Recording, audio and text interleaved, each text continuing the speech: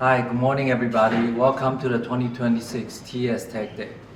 To our global partners and friends around the world, I want to welcome you to our new Taipei headquarter during the Computex week.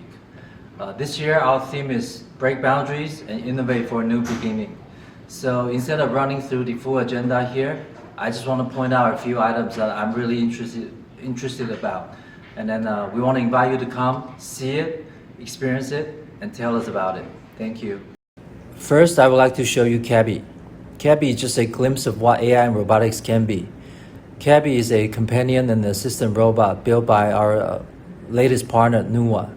It is very flexible and modular, which can be built to be affordable and also adaptable. We see a lot of usage case in retail, hospitality, healthcare, education, and industrial settings. Go say hello, try it out.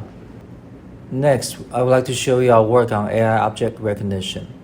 We also see a lot of increasing demands for this in the retail and manufacturing automation applications. Machine vision is the absolute integral part of in the age of AI automation. We would love to hear your thoughts on this. Third, our latest high-end display and prosumer drawing tablets. The fit and finish here is the best we have ever done. And our display team is very proud to show you what they've done. And lastly, two more things we're working on with our partners. One is the active privacy display, and the other is a ChLCD display, which has very strong ESG backing. This reflects a very strong commitment that we've made. Good technology should always be a responsible technology. You'll see all this and more through Friday. Our engineers, product team, and myself will be here all 4 days. Please come and ask us anything.